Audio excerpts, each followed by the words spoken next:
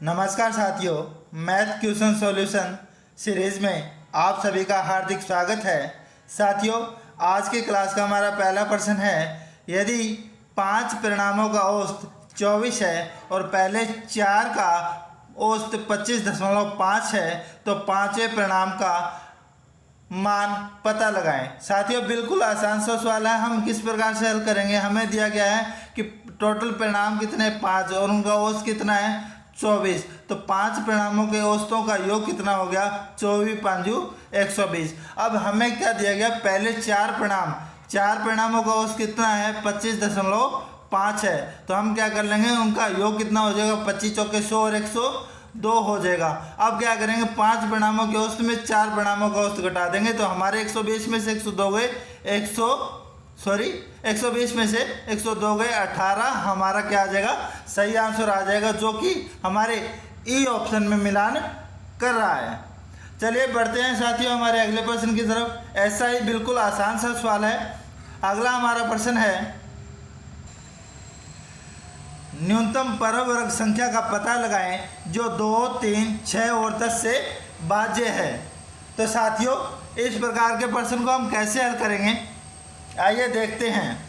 हमें क्या दिया गया है, न्यूनतम परवर्ग संख्या। तो साथियों, मैं आपको बता देता हूँ, वह छोटी से छोटी संख्या जो दी गई संख्याओं से पूर्णतः विभाजित हो क्या कहलाती है, लघुत्तम समापवर्तक कहलाती है। तो हमें क्या करना है, दी गई संख्या का लघुत्तम निकालना है। 2, 3, 6 और 10, तो 2, 3, 6 और 10 का लघुत्तम कितना आ गया 30 आ गया। पर यहाँ पे हमारा 30 सही आंसर नहीं है, क्योंकि हमें क्वेश्चन में क्या पूछा गया है, न्यूनतम परवर्ग संख्या अर्थात लघुत्तम की वर्ग संख्या क्या होगी। तो साथियों, इसका वर्ग कर लेंगे, 30 का स्क्वायर हमारे पास क्या हो जाएगा, 30 ये 900 हमारा सही आंसर हो जाएगा, जो भी ई ऑप्शन में मिलान कर रहा है।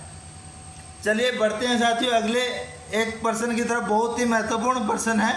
हमें क्या दिया गया है, यदि 3.5 की पावर 2a + 2 है बराबर 3.5 की पावर 18 गुणा में 3.5 की पावर 12 है, तो a का मान ज्ञात कीजिए। साथियों, हमें यहाँ पे तीनों में बेस आधार क्या है, समान दिया गया है, तो हम क्या करेंगे, जो घातों की तुलना कर लेंगे, अर्थात 2a प्लस में 2 बराबर 18 गुण, यहाँ पे क्या है घात है साथियों, तो घात क्या है, अगर दोनों घातों का बेस समान हो तो जो घात है, घात क्या होती है, एक दूसरे से जुड़ जाती है। तो हमारे पास क्या आ जाएगा 18 प्लस में 12, तो आ गया साथियों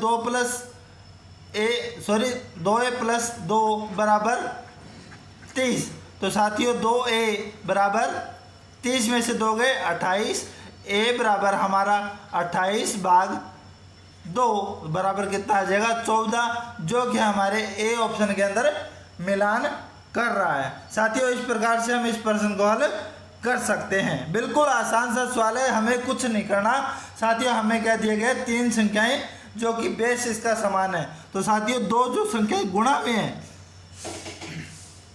जिनका बेस समान है, उन संख्याओं को जोड़ कर लेंगे और हम घातांकों के साथ हल कर लेंगे, जो कि इस प्रकार हमारा 14 आंसर आ जाएगा।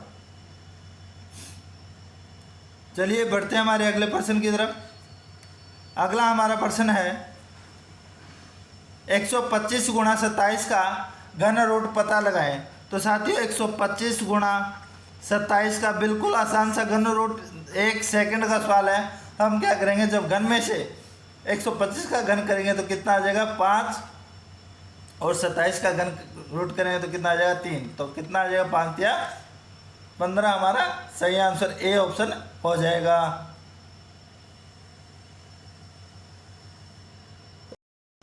चलिए बढ़ते हैं साथियों हमारे इससे एक और महत्वपूर्ण प्रश्न, जो कि बार बार परीक्षा में पूछा जा चुका है। साथियों, हमें क्या दिया गया है, ब्रैकेट है जिसमें 4410 भाग में 45 ब्रैकेट बंद भाग 7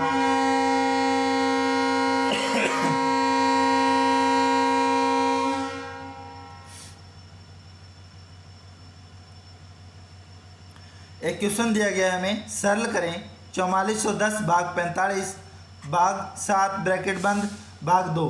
तो साथियों हमें क्या करेंगे, इस प्रश्न को बोर्डमास के नियम से हल करेंगे। बोर्डमास का नियम क्या कहता है, दी गई संख्या में जितने भी ब्रैकेट है सबसे ब्रैकेट के अंदर की संख्या ज्ञात करें।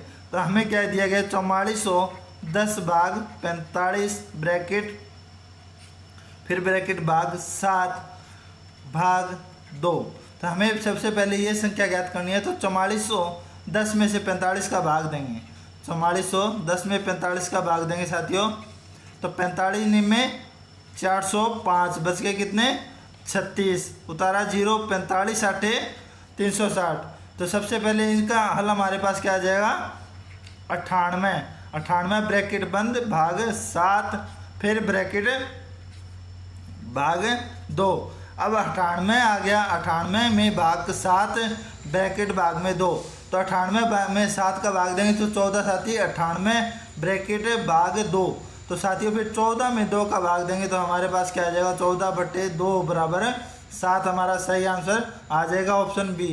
साथियों इस प्रकार से हम क्वेश्चन को सॉल्व कर सकते हैं। हमारे 5 महत्वपूर्ण प्रश्न जो कि परीक्षा में बार बार पूछे जा चुके हैं और आगे आने वाली भर्ती परीक्षाओं में पूछे जाने की संभावना 100% है। तो साथियों अगर आपको मेरी वीडियो पसंद आए तो मेरी वीडियो को लाइक और शेयर ज़रूर करें। आप सभी का धन्यवाद। मिलते हैं हमारी अगली कक्षा के अंदर बहुत जल्द। आज के लिए इतना ही साथियों।